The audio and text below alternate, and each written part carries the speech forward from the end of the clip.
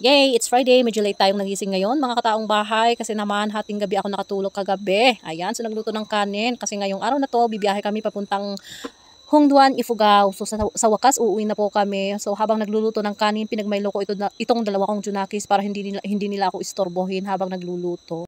Dito pala kami nakitulog sa bahay ng tita ko. At syempre kasama ko dito yung pamangkin ko, na anak ng ate ko, at yung mga pinsan ko na andito. So habang nakatulog sila, kasi lahat kami late nakatulog kagabi.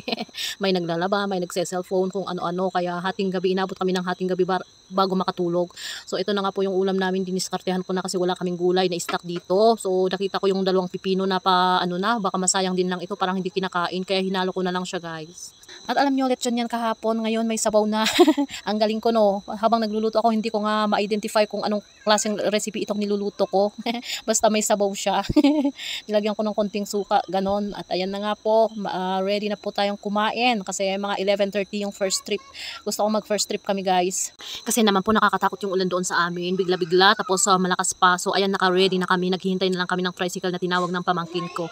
At ayan, sumakay nga po tayo ng tricycle papuntang Solano. Tuwang-tuwa na yung mga junakis ko, pati nga rin sila excited na talagang umuwi. Imagine, halos 4 days kaming wala sa bahay. At ayan, sumakay nga po kami dito sa by jeep. Medyo mainit naman talaga dito sa Solano. Naghihintay kami ng 30 minutes kasi 12:30. So second trip itong naabutan namin. So, sobrang init talaga dito sa Solano. Parang hindi naman mainit sa buong Biskaya. So ayan na nga po, sa wakas palis na po kami. So palayas na kami dito sa Solano. Buti na lang itong si kapatid na Jerome, yung driver na naabutan namin. Kasi naman mabait itong driver, hindi kaskasero, charils. So ayan na nga po, ang ganda-ganda ng view dito. Ang lawak-lawak talaga ng palayan namin, guys. Ito yung pinamana sa akin. So hindi pagmamayabang to, ha. Ayan, tignan nyo, mahaba-habang video yan kasi hindi matapos-tapos dahil sa kalawakan, char.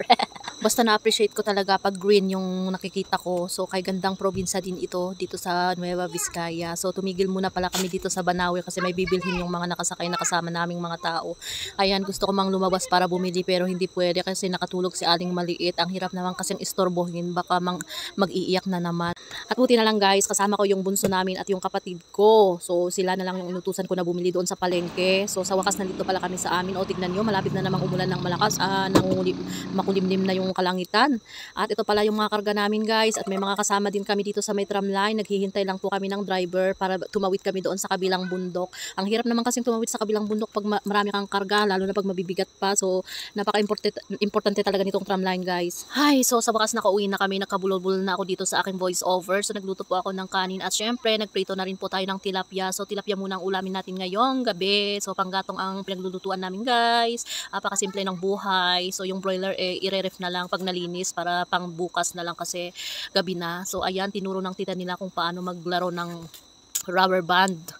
Tinuro niya yung laro nila nung bata pa sila. At ay nako, mukhang masaya nga naman itong mga bata sa mga bago nilang nalaman na laro. At syempre, pusog na rin sila kasi katatapos lang namin kumain. Thank you for watching!